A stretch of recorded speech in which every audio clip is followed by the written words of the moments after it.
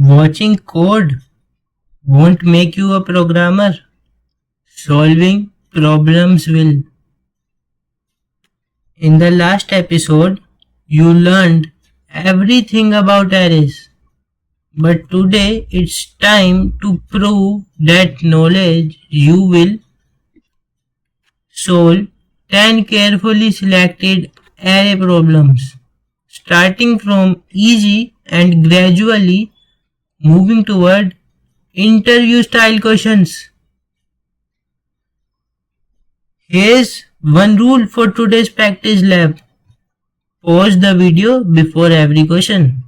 Think about the logic and try solving it yourself before watching my solution. And that's how you will build real problem solving skills. And let's jump into the ShivCore Arrays Practice Lab. So, 10 coding questions every beginner must solve. Concepts become skills only through practice. In this episode, you will solve carefully selected array problems that build logical thinking step by step from basic traversal to pattern detection. Welcome to Practice Lab. Today we are not learning a new concept, we are learning how programmers think. Every problem in this episode teaches a different array technique. By the end, you will confidently solve beginner level array problems on your own. So, first step, problem. When problems come, you read and understand the task. Second, observation. Identify patterns and constraints. Third, logic. Plan your approach. Fourth, algorithm. Design step-by-step solution. And code. Write clean C++ implementation and dry run to trace execution manually. And learning. Internalize the pattern. So don't memorize the code, understand the thinking. So, how to use this video? Pause the video, give yourself time to think before seeing any solution. Read carefully, understand the problem statement fully, and inputs, outputs and edge cases should be carefully read. Try solving it, write code on your own, and even an imperfect attempt builds real skill. After watching the solution, observe the approach, logic and C++ implementation in detail and compare approaches. Reflect on difference between your solution and mine. So, follow these 5 steps to get the most out of every problem. Active participation, not passive watching, is what turns knowledge into skill. Coming to question number 1. Print all elements of an array. Given an array of n elements, print every element in the same order they appear. This is your first step into array traversal, the foundation of nearly every array operation.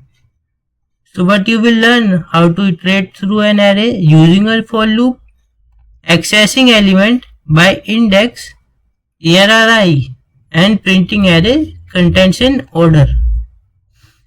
Key concepts here are using a loop from index 0 to n-1 and accessing each element with array of I. As you can see, here a 5 input is given, which means the array of 5 elements, and if these are the 5 elements, the output should give these 5 elements as in output. So pause the video and solve it yourself before watching my solution. So I hope you have tried it. Coming to VS Code, and we will do this code. So firstly, hashtag include IOStream. Next, using namespace standard int main,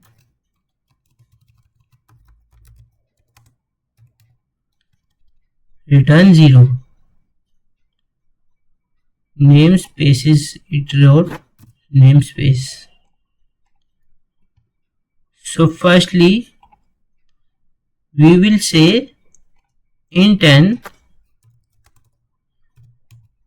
and we say cout and tell user to enter the number of elements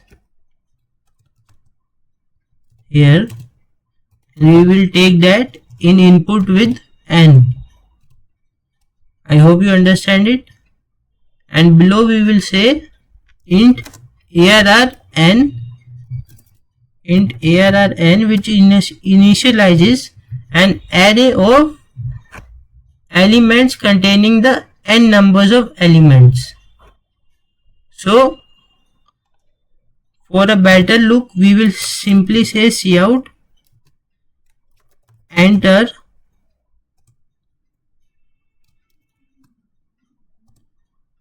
I will say n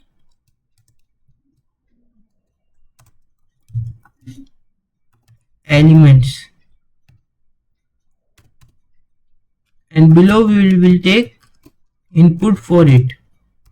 Int I is equal to 0,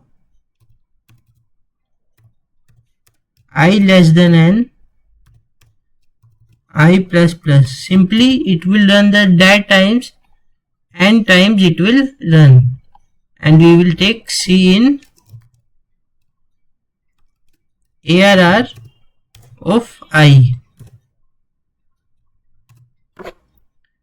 I hope you have understood. So here we have till now we have taken input of the array elements. Now if I say cout array elements,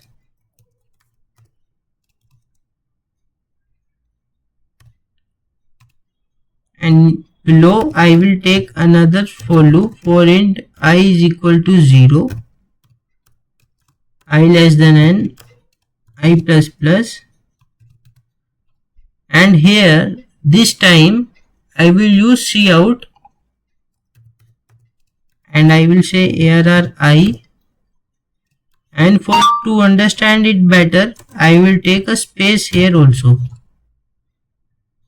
So I believe we have done the code correctly and complete code is done.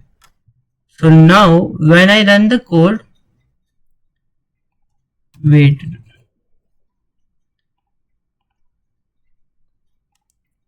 so now when I run the code, it asks for enter the number of elements. Let me say 8 elements. Enter 8 elements. 1, 2, 3, 4, 5, 6, 7 and 8. And after entering 8, it says array elements, and here all these 8 elements are present here. So that's how we do it. Very nicely, and very important one.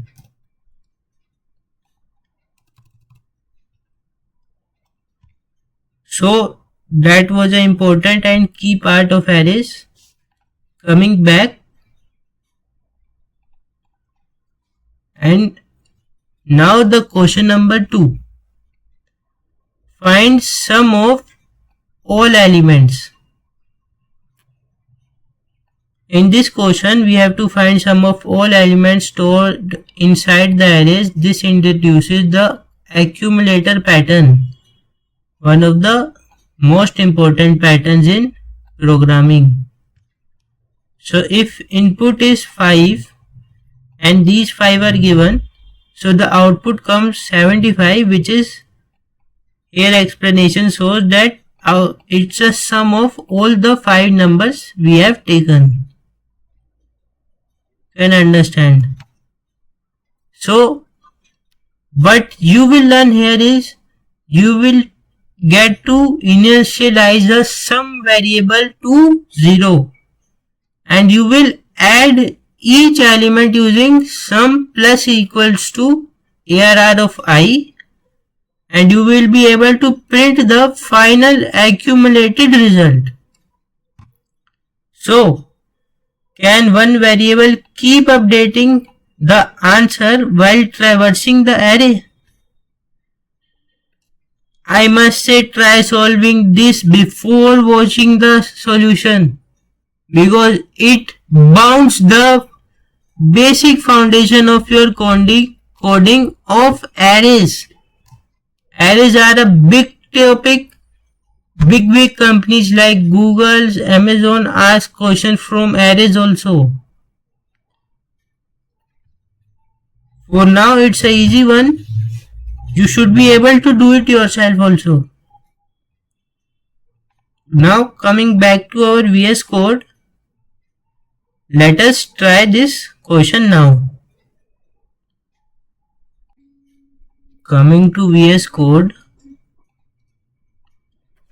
let's say hashtag include IOStream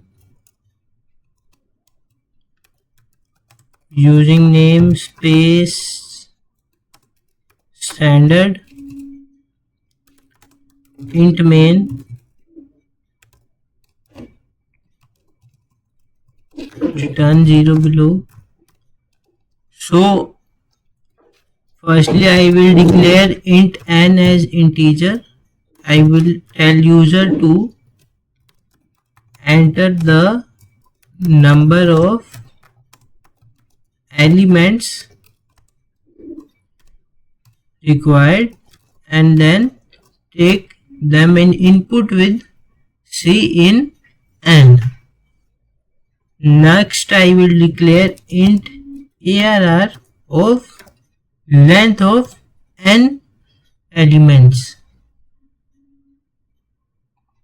And one thing I will extra add will be sum equals to 0.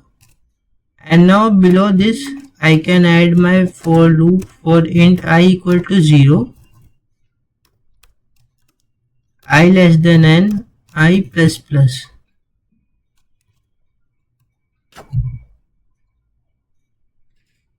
For here it's a semicolon was missed. Yes, so till now you understand. We have taken for loop for int I is equal to 0, I less than n, I plus plus. So inside this loop we will say C in ARR of I, which will take ARR of I as input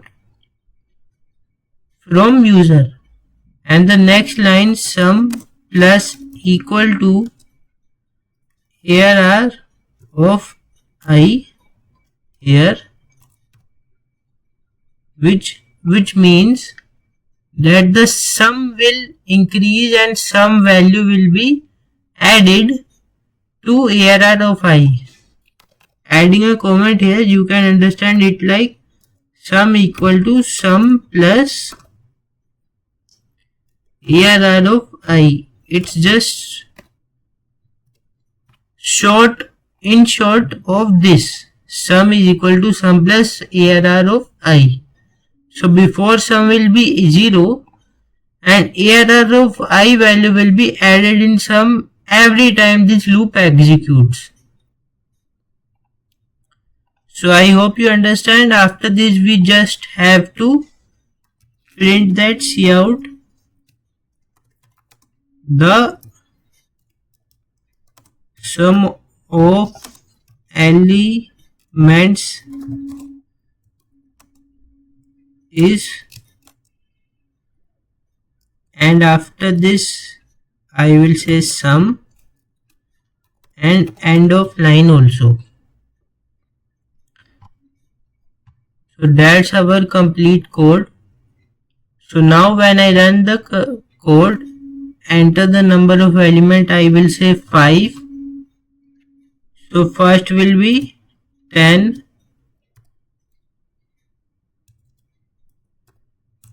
20, 30, 40, 50.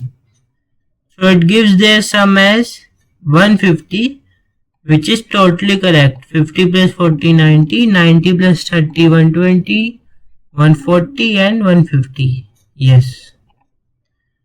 So code is completely correct. If you have done it yourself, you are doing very good. Keep it up. And coming to our presentation. So question number 2 is done. If I have taken these values, the value will come 75, we know. So coming to question number 3, find the average of elements. So calculate the average of elements in the array. This builds directly on question 2. In question 2, we have to find the sum. In this question, we have to divide by the count after the sum. So what you will learn here is that you will able to reuse the accumulator pattern from question 2, and you will be able to divide sum by n to get the average. So integer versus floating point division will happen here. Quick tip for you is in C++, sum divided by n performs integer division. So cast to double for decimal results. So double of sum divided by n can be used.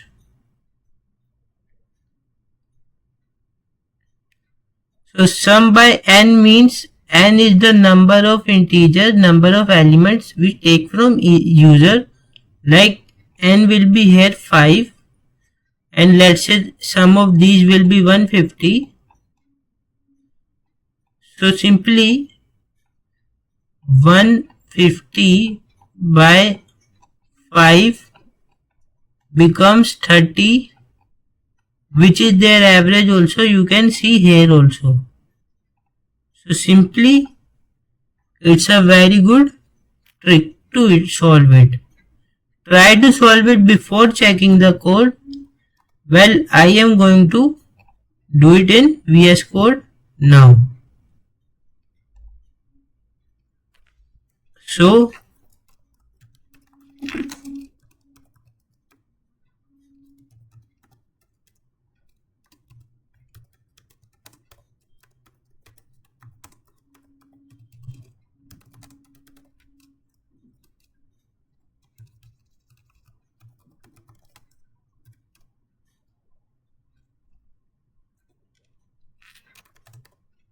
we will say in 10, we will say user to enter the number of elements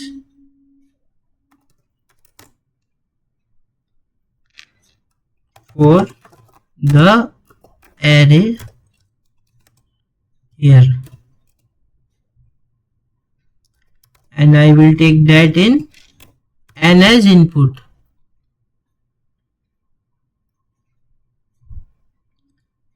And now we will declare a array ARR of n elements.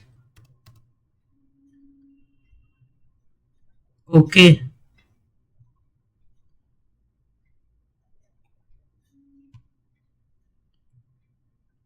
We will use int also after before it. Below I will take for loop. Once again, let me add a space. Yes. for int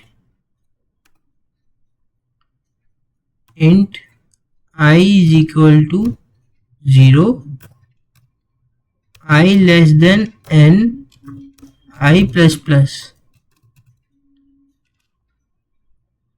And here inside the for loop I will simply say C in ARR of I. Before it, I will also tell the user that enter n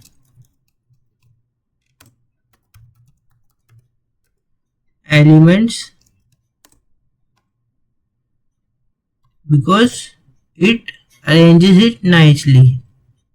And one more thing I will take here is int sum initialized to value 0. So sum is done.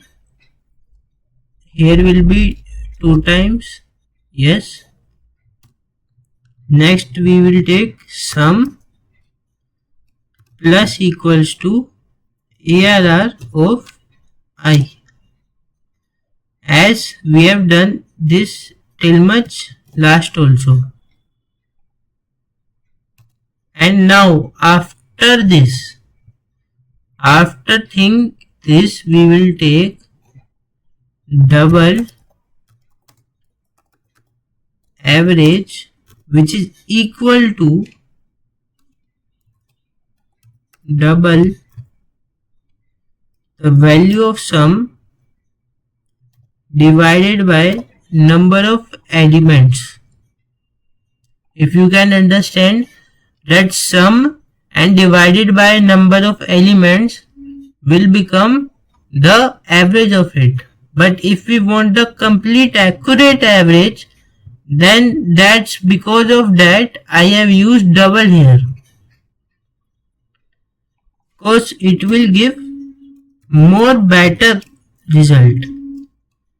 See it, I will say the average is, and after this I will say average. So I believe our code is correct and it's done. Now when I run the code, enter the number of elements for the array.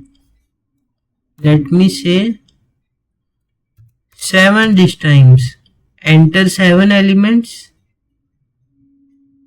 10, 20, 30, 40, 50, 60, 70. So as you know, 10, 20, 30 is there and 70, 60, 50 is there. So all of these combined and then 40 is in center, the average will become 80 only.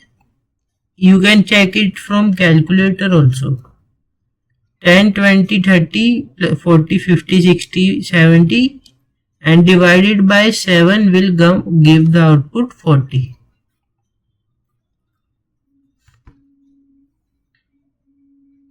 So code is correct, commenting all of it.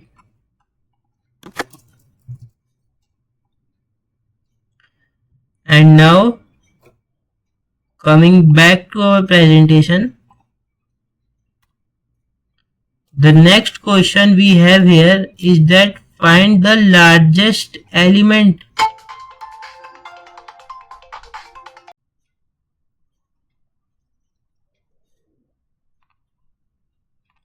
So question number 4, find the largest element. To find the largest value inside the array, this introduces comparison logic. Track a candidate maximum and update it whenever you find a bigger value. So if we take 6 as a user input and these are the 6 values of it, so it will give 90 because 90 is the highest among them. So we will assume the first element is the largest and compare each element using an if condition and update the max variable when a larger value is found.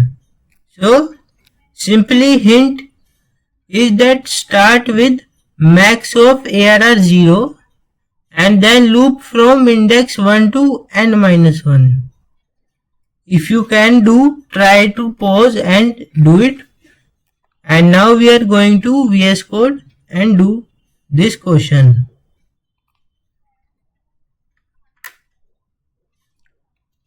So here in the question,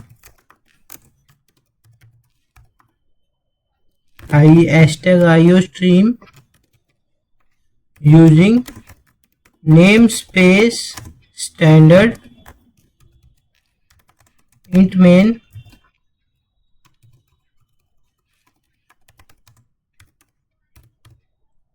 return 0. So firstly I will declare an integer n.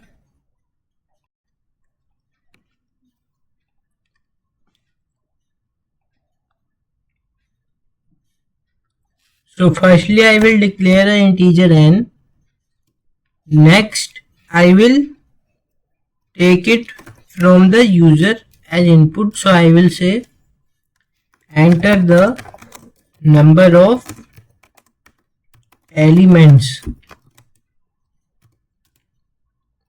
and take n as input here.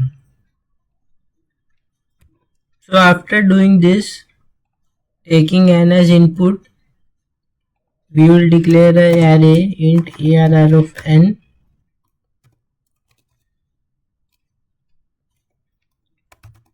Now we will take a loop for I is equal to 0, I less than n, I plus plus, and inside the loop we will take C in. Firstly I will declare is int I, and now we will take C in array of I index. Next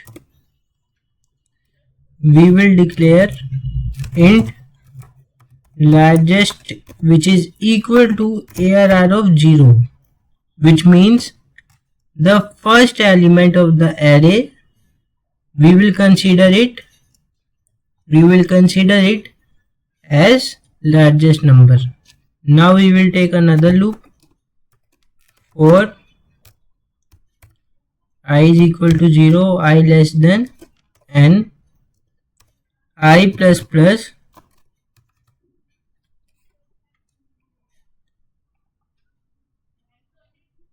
and we will take here a thing if ARR, here I will say if ARR of I is greater than largest,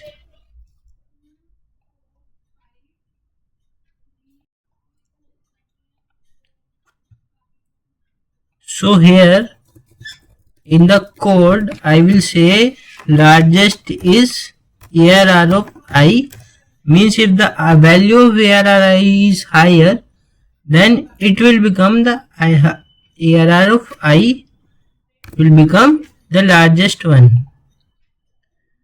Next, after the loop, we will say cout the largest number is largest number.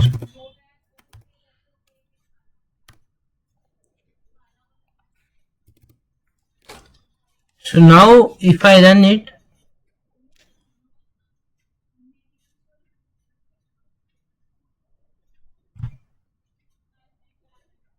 and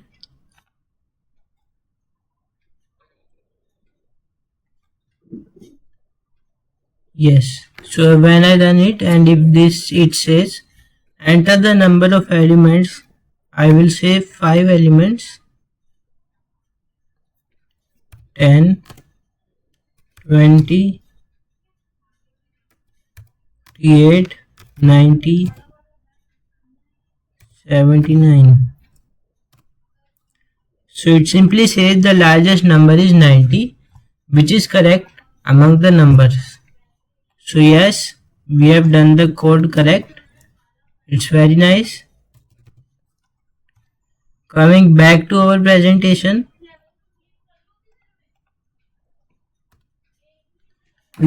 question number 5. Find the smallest element. It's a similar one. In this you have to find the smallest value stored inside the array. The mirror question 4 tracks a candidate minimum and updates it when you find a smaller value. Assume the first element is the smallest and use if ARR of I is less than minimum to update. Same pattern as question 4. It just reversed comparison. So common mistake is do not initialize minimum to 0. If all values are positive, you will get the wrong answer. So always use minimum is equal to ARR of 0. Pause the challenge, and can you solve it using the same logic as question 4? If so, then it's very nice. And now I am going to VS Code and solve it very fastly. Hashtag include.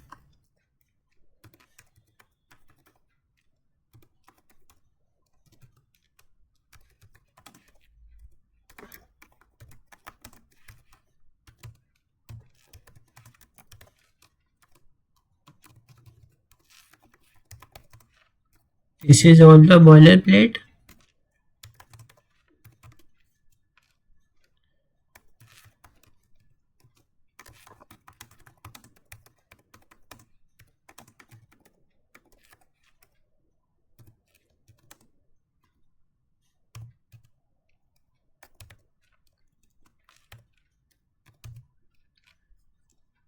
After taking the value of n and updating it, now we will declare as int ARR of n.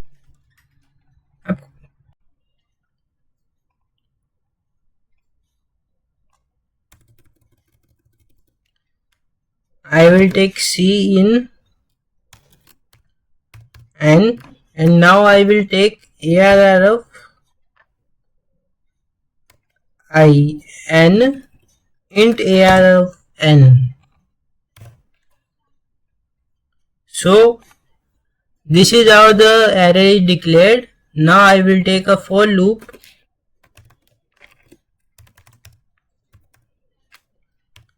I less than n, I plus plus, here C in ARR of I.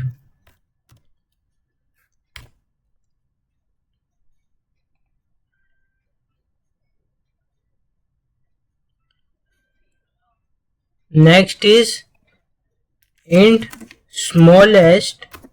I will take as ARR of 0 to be the smallest one in the question.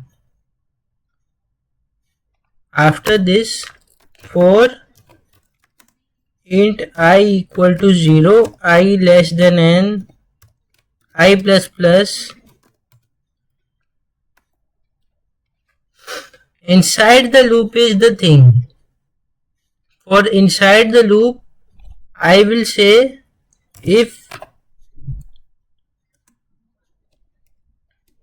ARR of I is less than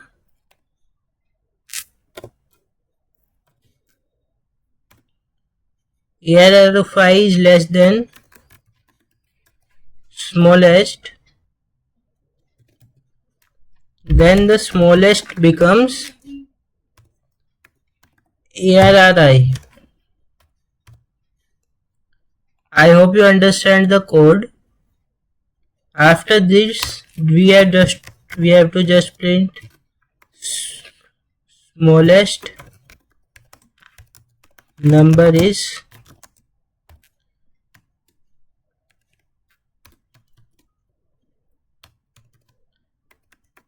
smallest.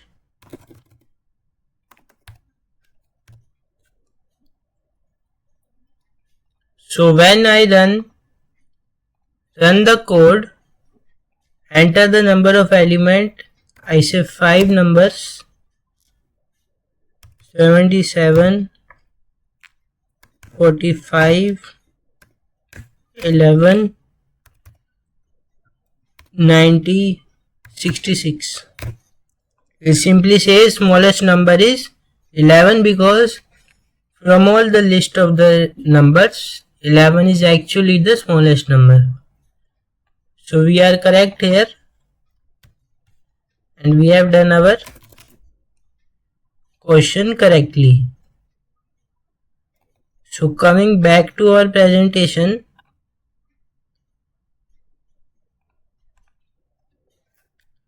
so halfway milestone, congratulations, you have completed the first 5 array problems.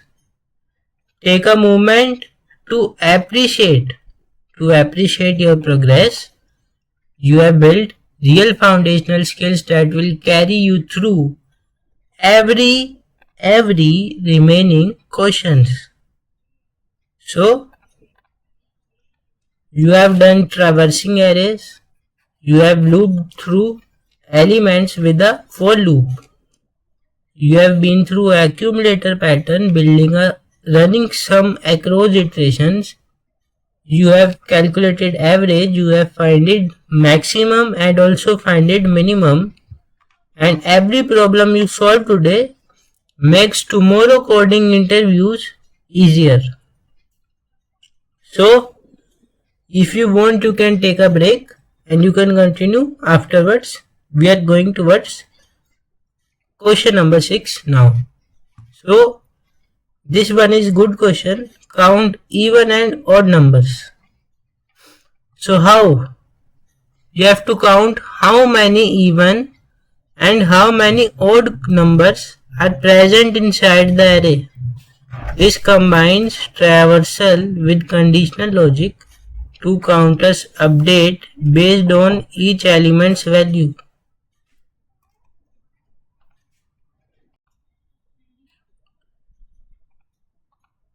So what you will learn? Use two counters, even count and odd count. Check parity with modulus. If ARR I modulus 2 is equal to 0, and use increment the correct counter inside the loop. Hint is that use the modulus operator while traversing. If remainder is 0, the number is even. So if input is 6 numbers, these 6 are given, so it gives 3 even numbers, 3 odd numbers.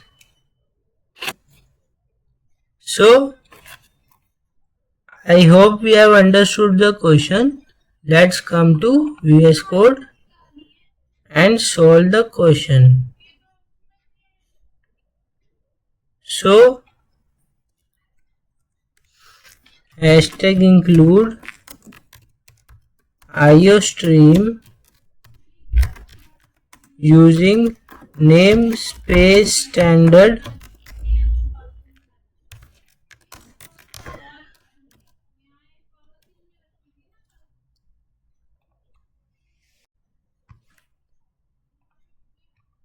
int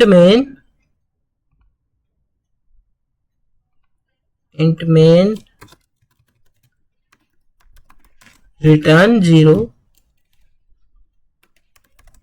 int n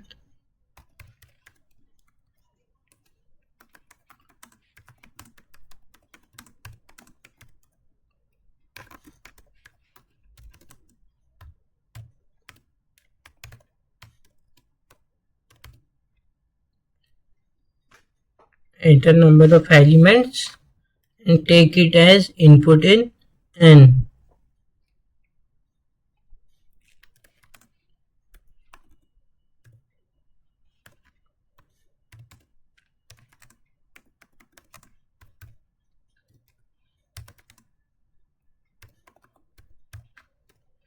So I have declared int even equal to 0 and int odd is equal to 0, which will help me to solve.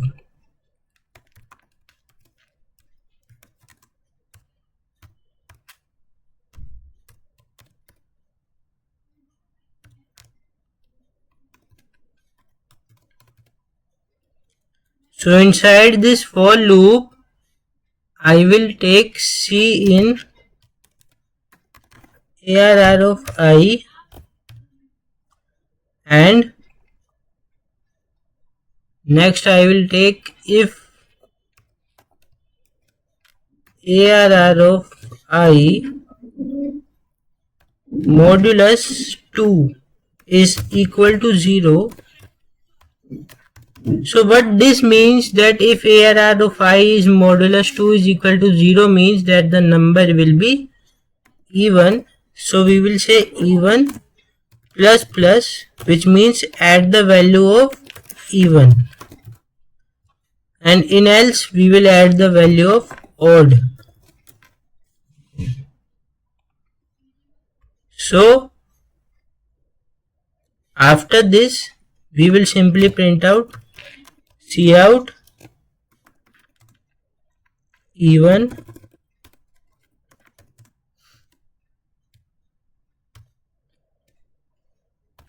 and after it print even.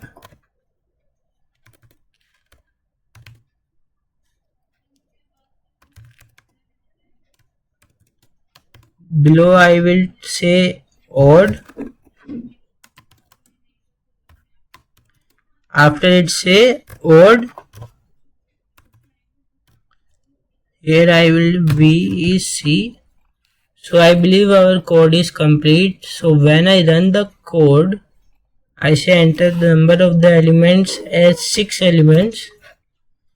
1, 2, 3, 4, 5, 6. Simply says 3 even and 3 odd. For it to look a little better, we will use end of line here. So our code is complete. Commenting all of it and coming back to our presentation. So here the next question, the question number 7 is reverse an array. Very important. Given an array of n elements, print them in reverse order, starting from the last index and working backward to 0. So if input is 5 and these 5 numbers are given, it just reverses it and becomes this. So you can see before and after difference. This is before and below here is after reversing the array. The first element was before was 10, now 50. Second was 20 and here after is 40. 30 remains the same and rest comes ahead also. So hint is start traversing from the last index instead of the first is the hint for this question. So pause and try to do it yourself. Well, I am going towards our VS Code screen to solve the question. So as of question, hashtag include IOStream using namespace standard int main return 0. So return 0, and now int n cout, enter the number of elements below scene and next, after taking cout and scene, we will initialize an array int arr of n below for loop int I equal to 0, I less than n, I plus plus c in arr of I. So till here you all understand. So now I will print out cout reversed array, and below this I will take another for loop. Here I will say int I is equal to n minus 1. So very systematically here will be used I is equal to n minus 1 as initial, and the second one will be I is greater than equal to 0 and I minus minus, if you understand it. And here we will say cout arr of I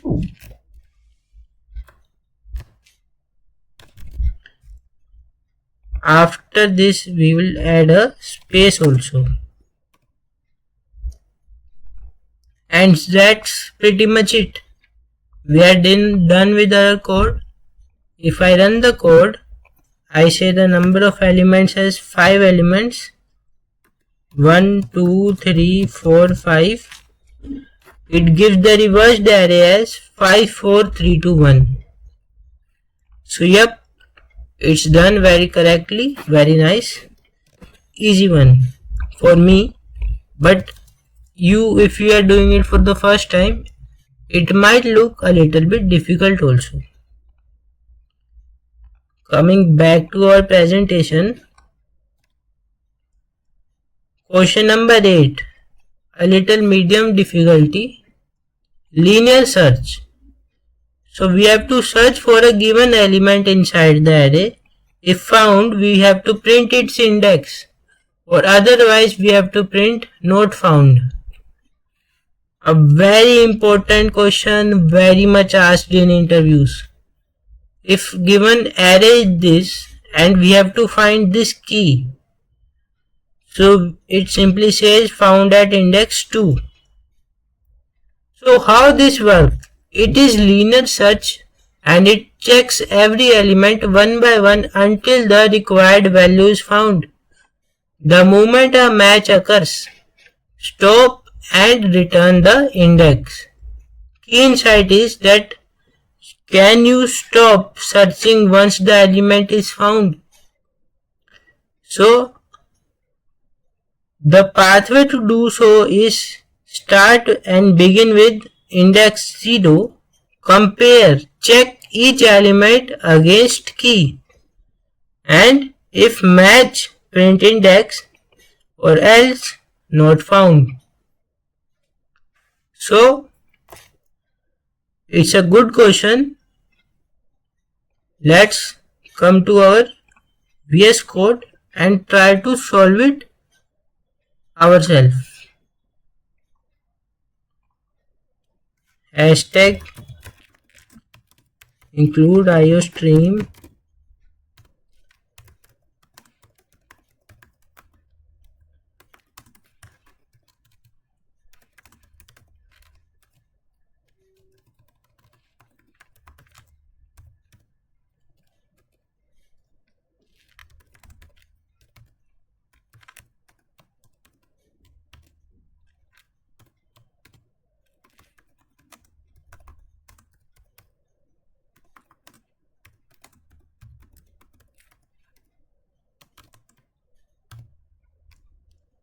Here I have said cout the number of elements. Below I will take it as input in n. And after taking this, we will simply do int arr of n. Below a for loop, as we take I equal to 0, I less than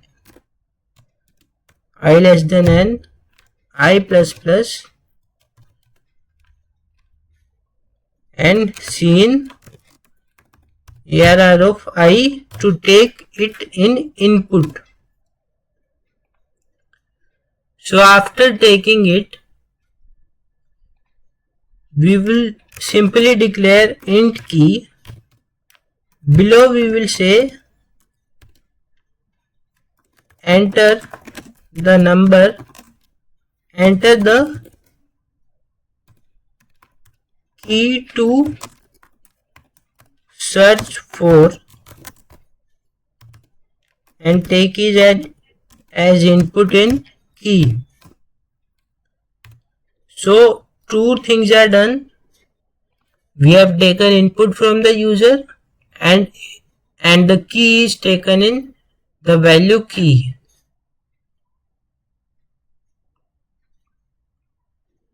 And now we will initialize bool false. Bools found will be false. So if the key is found, it becomes true. Now we will take a for loop, int I equal to 0, I less than n, I plus plus, and inside this for loop, very important thing, we will say inside this for loop we will take a if statement, and we will say if arr of I is equal to key, which means our key is found. So we can simply say found is equal to true. Found is equal to true. Before that, to make the code a little more better, we will say element found at index I. That's it.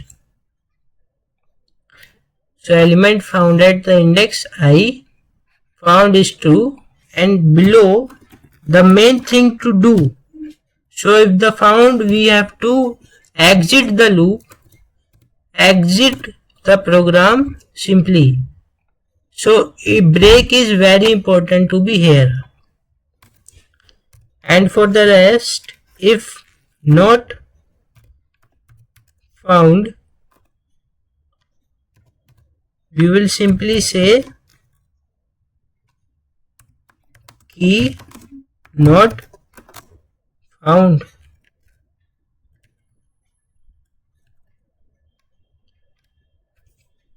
Key here.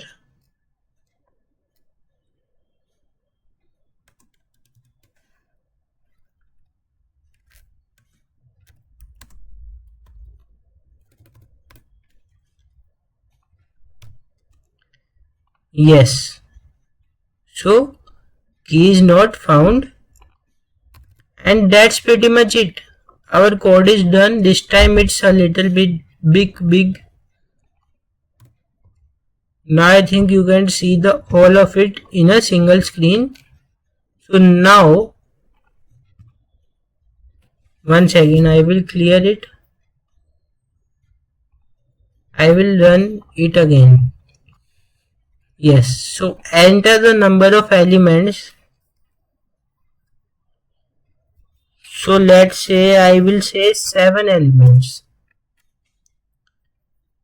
10, 49, 77, 88, 57, 88. So you think I will say 88 and it will say found because it firstly found 88 and at that time it will exit the loop. 3. So let me say 88. Yes. So it says element found at the index 3. This is 0, this is 1, this is 2 and this is 3. The moment it founds the value, it just exits, it doesn't checks ahead. That's why it is a linear search. So this is the thing to do. And let me run it again. This time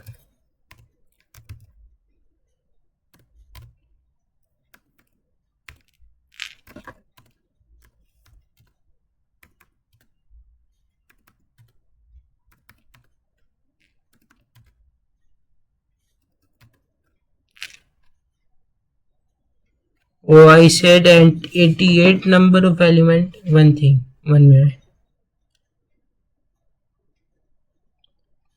So what I am trying to show you is that let me say 7 numbers.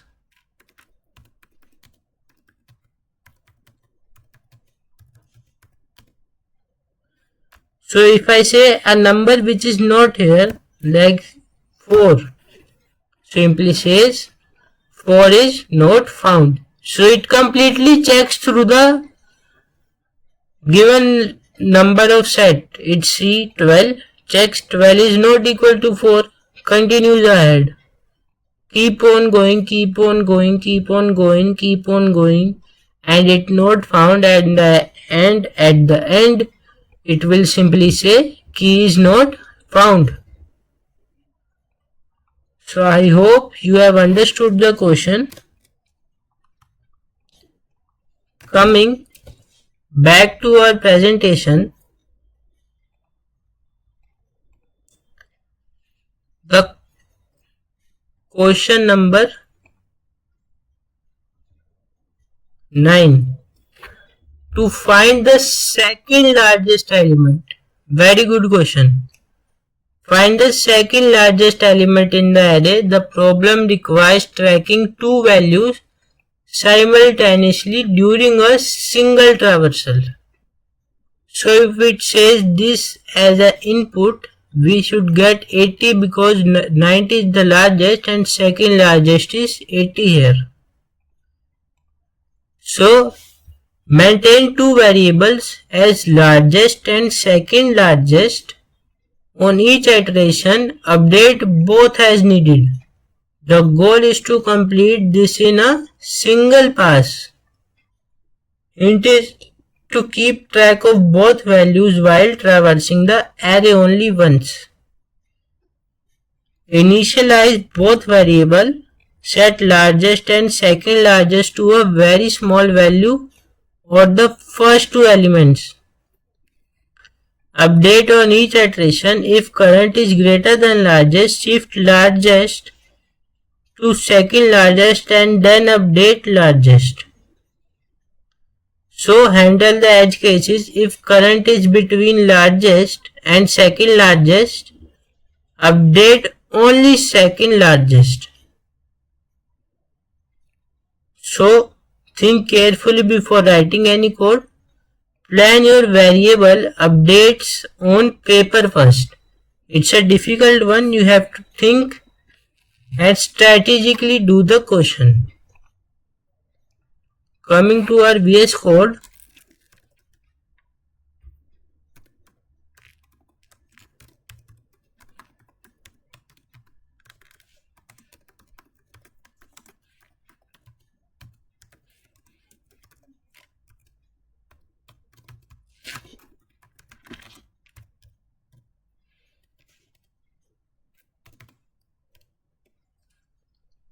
So here in the question, firstly I will tell the user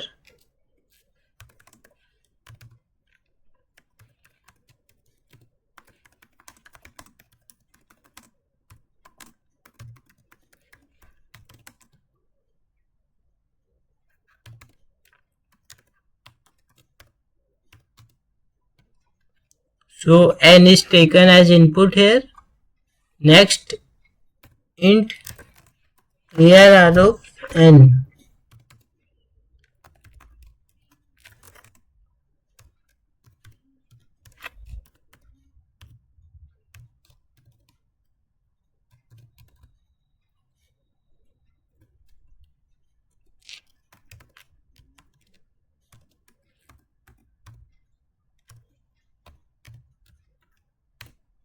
So here we have taken the number as input. So now the main thing.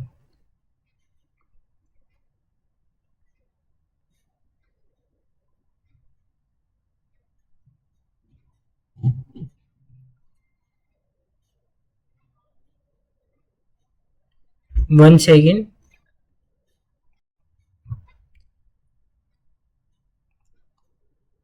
So up next, I will take int largest as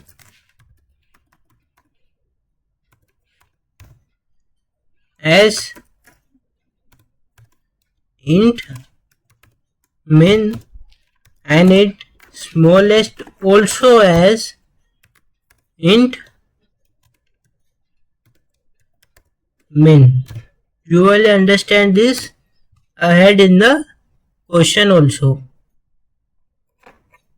So I have taken both as int min and int min. So after doing this, we will simply take a loop for int I equal to 0, I less than n, I plus plus, and if ARR of I is greater than largest, understand, if ARR of I is greater than largest, then second largest becomes largest. Understand the thing. And at the same time, the largest becomes ARR of I. Second largest. Let me take this as second largest, not smallest.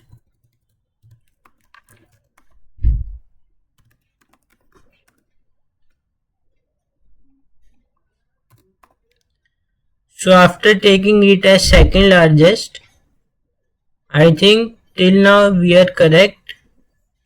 Here I will say else.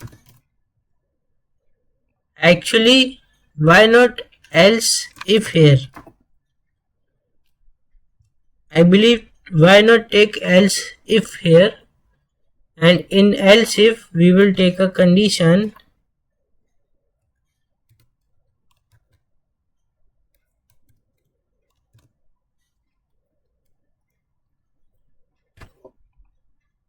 ARR of I.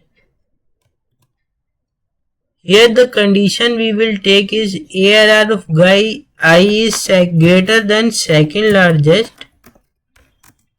and at the same time ARR of I is not equal to largest.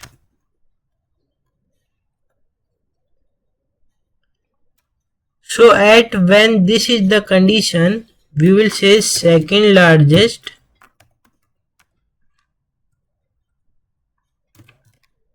will be our ARR of I. So yeah, next we say if second largest is equal to int min,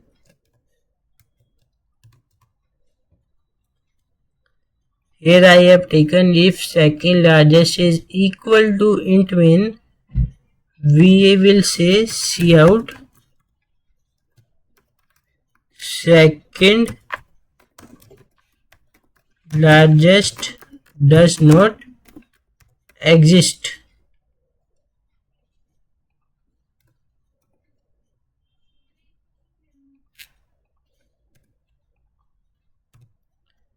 And for the else part, we will simply say Cout, and after taking Cout, we will say second largest equal to second largest.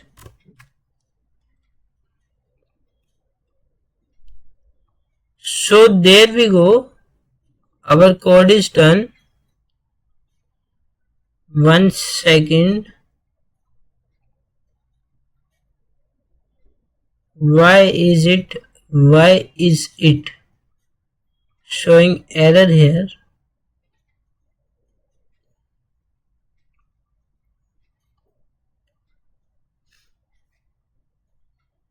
Let me take this in double quotes.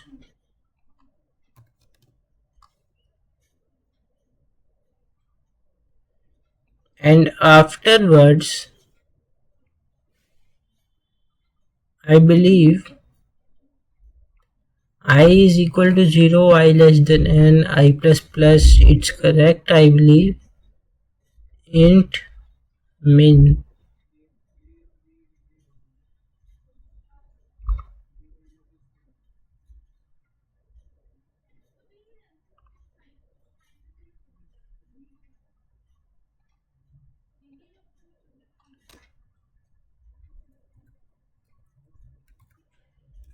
If I take int largest as ARR of 0,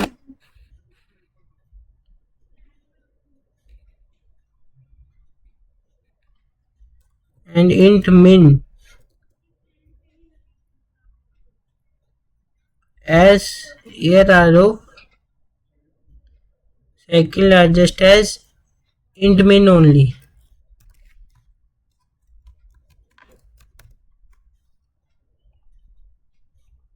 Understood? But why take it int as int min?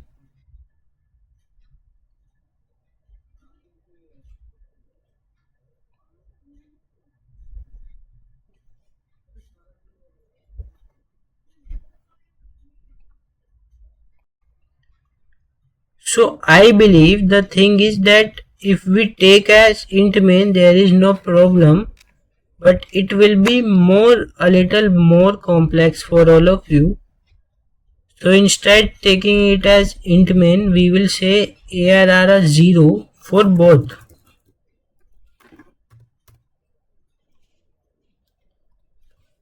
And after taking ARR 0 for both, the next thing we will do is that fix up this if statement below. And here we will say if largest is equal to second largest, we can simply say second largest doesn't exist. So now let me run the code 1 second. I will redo it. Yes. Number of elements, so I will take 5 elements.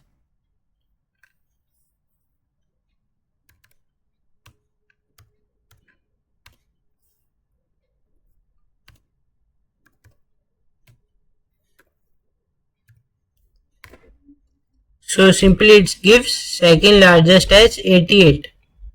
Or if I run the code and I simply give one element 2, simply gives second largest doesn't exist. So see at what extent we are able to do the question. We are doing it very nicely. You understand it?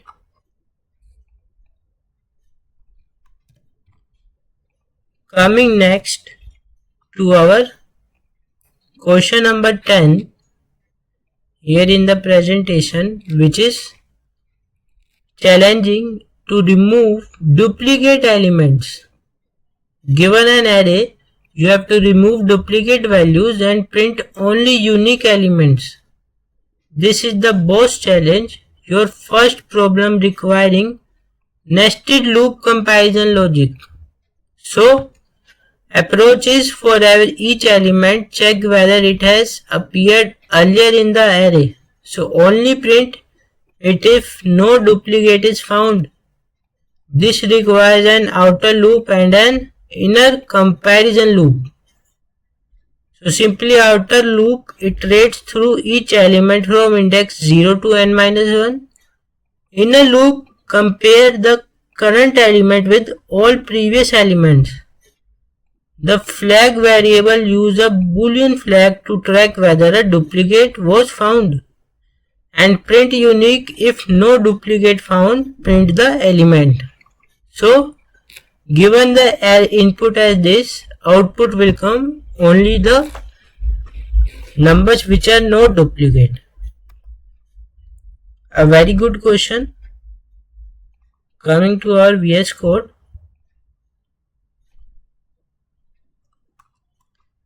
And we are doing it now. Let's say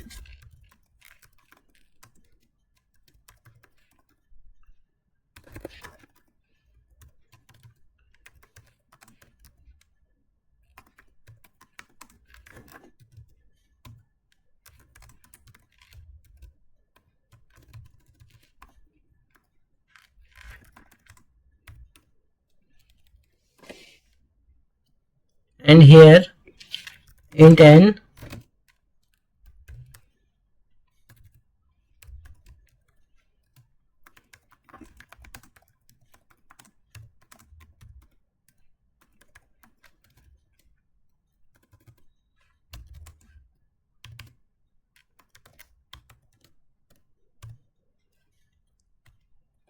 done.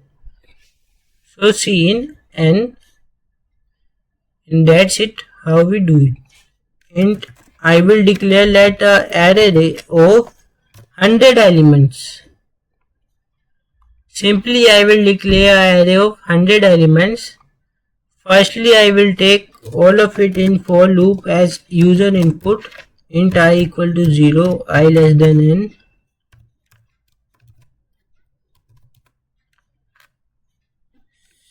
In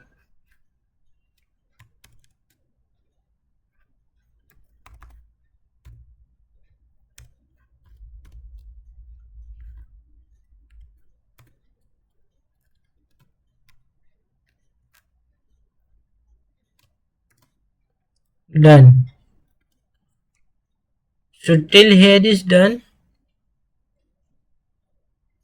Now we will simply say cout unique elements, and below we will say for int I equal to 0 less than n I plus plus. So here we will say a bool duplicate is false for now, and below we will take for int j equal to 0 j. You understand, we have taken another nested loop thing. We will say j less than I and j plus plus. You understand, the value of I is coming through the outer for loop for the inner for loop, and inside this for loop we will say if ARR of I is equal to ARR of j, we will say duplicate equals to true. But also after saying that duplicate equals to true,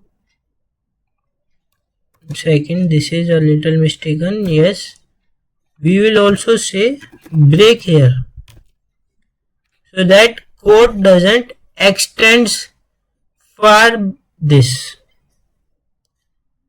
Understood? And inside the loop, but inside the loop, we will say another if not duplicate,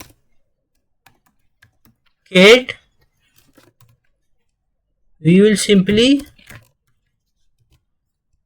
take it as if not duplicate, we will simply see out ARR of I and enter a space here. So given to the question, we are done with it.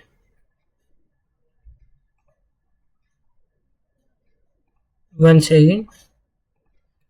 Now when I run the code, enter number of elements, say 8 elements, 4, 7, 8, 9, 4, 8, 2 and 1.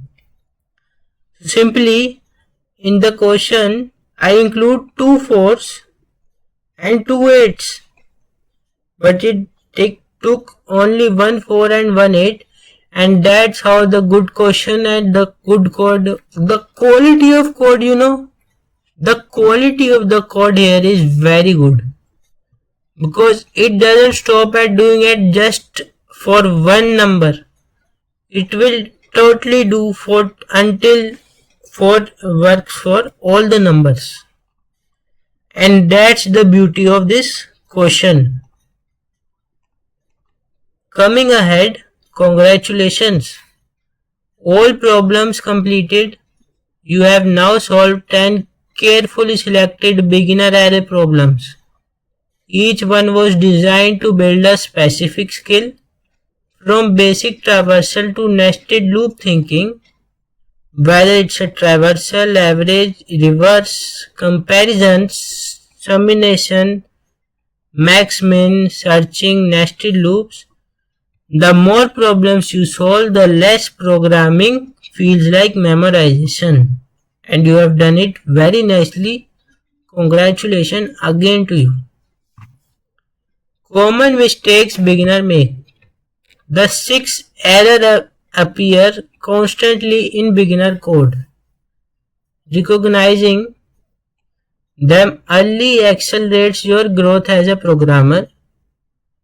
Invalid index access. If you are accessing ARR -1 or ARR n, it causes undefined behavior. So valid indices are 0 to n-1 only. So if you use less than equal to instead of less, before I used in before arrays I used less than equal to in most of the questions, but when arrays come not even in a single code, I have used less than equal to, because in arrays it's always used less than only. So a loop condition of I less than equal to n accesses one element past the array boundaries. So I take care of it. Uninitialized variables. Variables like sum or max must be initialized before use. So uninitialized values contain garbage. Or out of bound access, confusing elements count with valid index range leads to accessing memory outside the array. Or we can say wrong loop direction. Reversing an array requires iteration from n-1 down to 0, not the other way around. So And also early traversal stop. Stopping a loop before processing all element produces incorrect or incomplete result. So small mistakes but can produce completely incorrect results. So learn to debug is a part of becoming a programmer. Do take care of these mistakes. So if you are watching from a real interview perspective, these problems are not just academic exercises. Many coding interviews from campus placement to FANG begin with exactly these type of arrays questions. Mastering them builds the foundation for advanced topics. Whether it's a traversal, searching, comparison, nested loops, or basic optimization. The most fundamental array operation, nearly every array problem begins here, and so on. For all these things, this is a very good questions which are you have done. These are used in very much interviews. Keep practicing more similar question. If you want them, you can comment. I will surely give you. Master these basics before moving to advanced data structure and algorithms. So, array thinking framework, very important. How should you approach any array problem? A good programmer don't jump directly into coding. They spend time understanding the problem first. They use this framework for every array problem they encounter. So, step 1, read the problem. Understand what is being asked. Step 2, observe the input. Note size, type, constraint. If you are making notes beside the episode, you will be very efficient. Do make notes, do note this thing. These things helps a lot while doing question if you do yourself. So step 3, identify the pattern. What operation is needed? Step 4, choose traversal direction, whether it's forward or backward. Step 5, apply logic, design the algorithm. Or step 6, verify with dry run, trace through with sample input. You can take sample input and work with it. And the step 7, write the code and implement the solution. So, debug challenge for all of you. Find the mistake here. Study the code below carefully. There is one subtle bug that will cause incorrect behavior. Can you identify it before the solution is revealed? The bug icon here, this shows that this is a debug question. So something is wrong with the loop condition. So magnifying glass, look closely at the comparison operators and to complete question. And what is the last value index of an array of size n? Think about it. Do try, think and answer me in the comment section. So, giving you 10 seconds to think about it.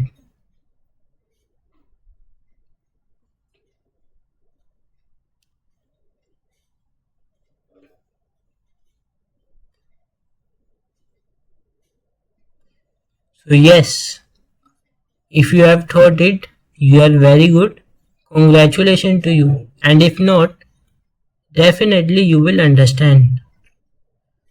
So the problem is here.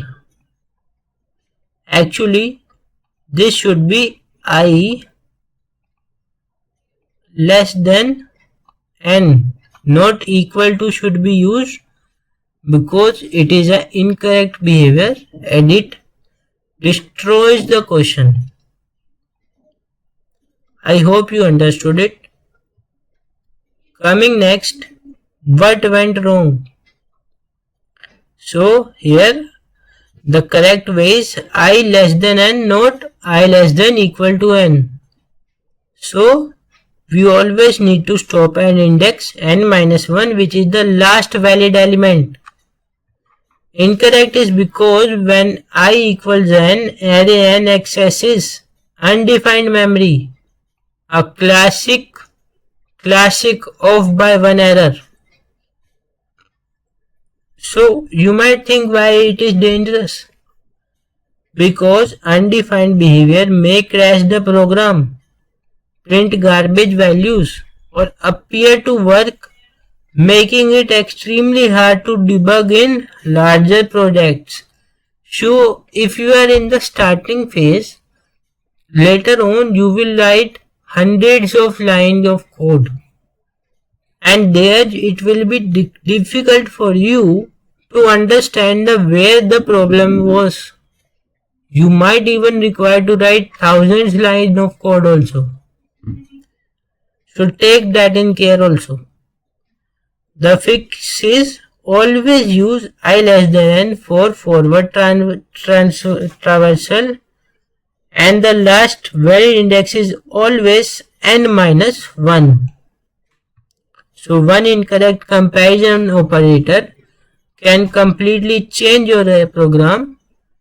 So celebrate debugging. Every programmer spends a large part of their career finding and fixing bugs, and that's 100% true. So rapid fire challenge. Round 1. Can you solve these without running the code? Test your array indexing skills. No compiler allowed. Pause the video, work through both questions and lock in your answer before moving ahead. Going ahead, first rapid fire challenge, round 1 and round 2.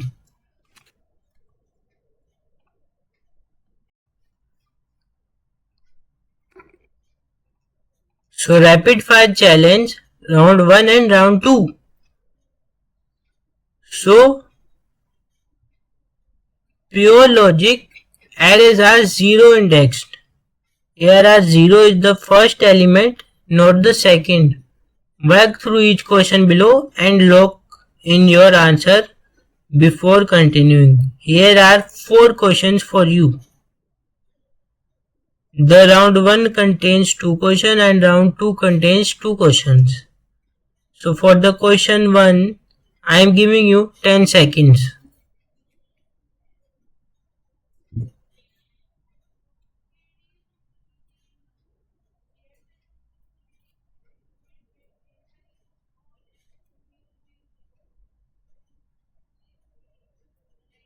So yes, if you have done it, the correct answer for this question is, question number 1 is 30. Going ahead, question number 2, you have 10 seconds now.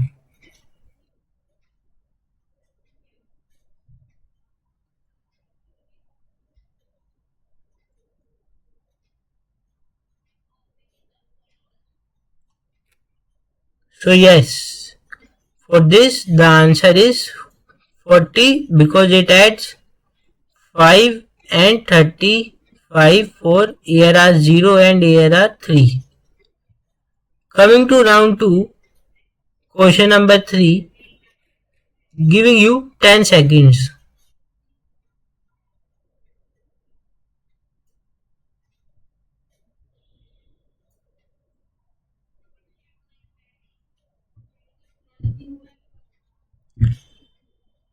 So yep, for this question the answer is 100.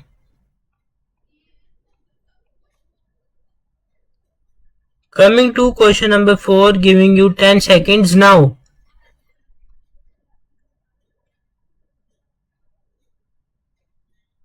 So I hope you have done it. coming to the question, the answer is 35. I hope you have done it.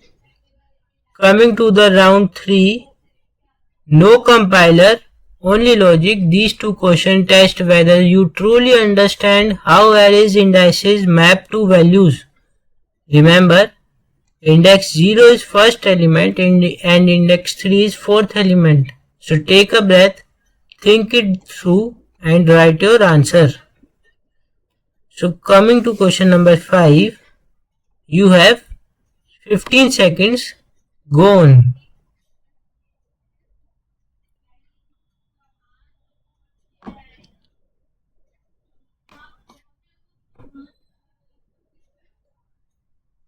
I believe you have done in this time very easy. The answer is 9 simply. Coming to question 6, you are having 10 seconds, but you don't require it because it simply says the ARR3 hold. It is the fourth element, which is 8. So answer will be 8 only. So it's just no compiler, only logic. Trust your understanding of zero based indexing. Simple. Coming to round 4, think before you answer. These questions include a slightly larger array and test whether you can confidently identify both the last element and the mid-range index under pressure. Coming to question number 7, you have 10 seconds now.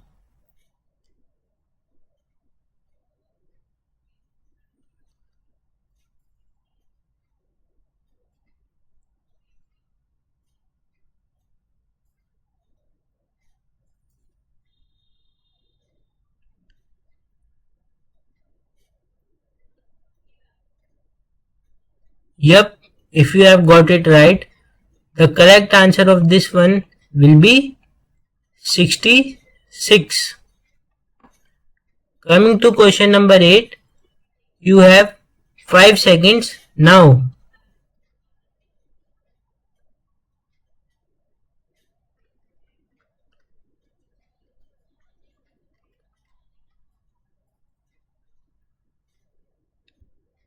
I hope you have tried it and you have not mistakenly written 100 because it is a trap.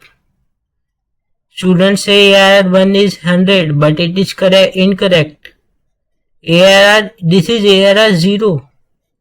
ARR1 will be this.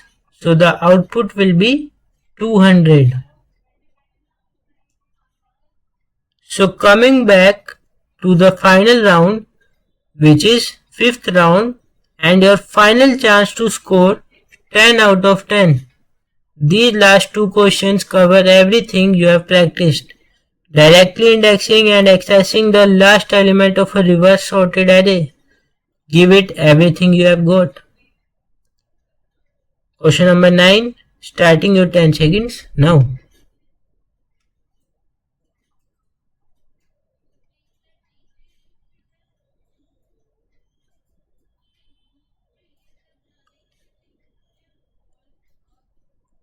I hope you have tried it and the correct answer for this one is 9. Coming to question 10, your 10 seconds starts now.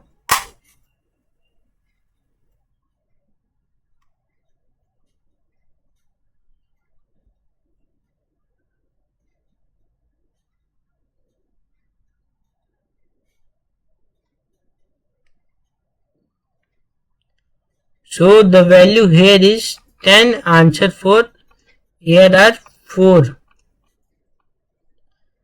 So this was your final chance to score 10 out of 10. Lock in your answers and tell me in comment section before checking them through the final answers. So here you go. This is the answer list.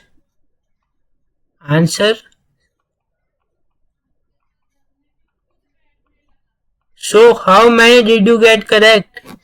Check your answer below and calculate your score. Be honest with yourself. This is how you identify what to review. I hope if you have done 9 to 10 correct, you are excellent and your array indexing is rock solid. If you have done 7 to 8 correct, very good. Some minor gaps, a quick review will fix them. And if you have got 5-6 correct, keep practicing, revisit zero-based indexing concepts. And if your marks are below 5, I'm sorry, but you have to rewatch the episode and try again. You have got this. I believe you. You can definitely do this because the ones who get the most of the lose, they win the highest. Coming, what you have mastered today? You didn't just watch, you practiced, you solved, and you built. Here's every skill you have unlocked in Arrays Practice Lab. This is truly real progress. Achievement badge for all of you. Congratulations, you have completed the Array Practice Lab. Every skill on this card is now part of your C++ toolkit. These aren't just concepts, they are muscle memory being built by one problem at a time. Skills unlocked are all of these skills are unlocked by you and you can note them. These are very important skills for arrays. Coming to episode 10 recap, we have gone through arrays, we have declared them and initialized them, we have gone through traversal, we have tried to loop through elements, we have used conditions, apply if statement, else if statement, else statements, we have used max min to compare and find out of them. We have used linear search to search an element through a list of elements. We have used logic buildings to combine operations and we have used problem solving to tackle challenges. And this is the confidence mastery achieved by you now. This is the step-by-step score you have gained. Coming to episode 11, which is functions in C++, where you will write once and you can use many times. You are now ready to move beyond writing everything inside main. Functions are the foundation of clean, reusable, professional C++ code. Here's what coming. Why functions? Because you have to understand the motivation, code reuse and readability and maintainability. Declaration and definition. Learn the syntax for declaring, defining and calling your own functions. Parameters and return types. Pass data function and retrieve results back with return values. And call by value and scope. It's very good, very important topic. I sure I will make you love in it and you will like rock in functions. I must say. Till now your progress is another major step towards becoming a confident C++ programmer. You have completed episode 10, the Arrays Practice Lab, and built real lasting skills. These are all the list of episodes you have gained. At the last, master the code, build the future. Thank you for learning with ShipCore, and we will see you in episode 11, functions in C++. But before going, I would like to say, outstanding work. If you have solved these problems on your own or even understand the logic behind them, you have already taken a huge step toward becoming a better programmer. Remember, programming isn't about memorizing solution. It's about recognizing patterns, thinking logically, and improving with every problem you solve. Keep practicing these questions until you can solve them confidently without looking at the code. In the next episode, we will begin with one of the most important topics in programming, which are functions, and where you will learn how professional developers write cleaner, reusable, and modular code.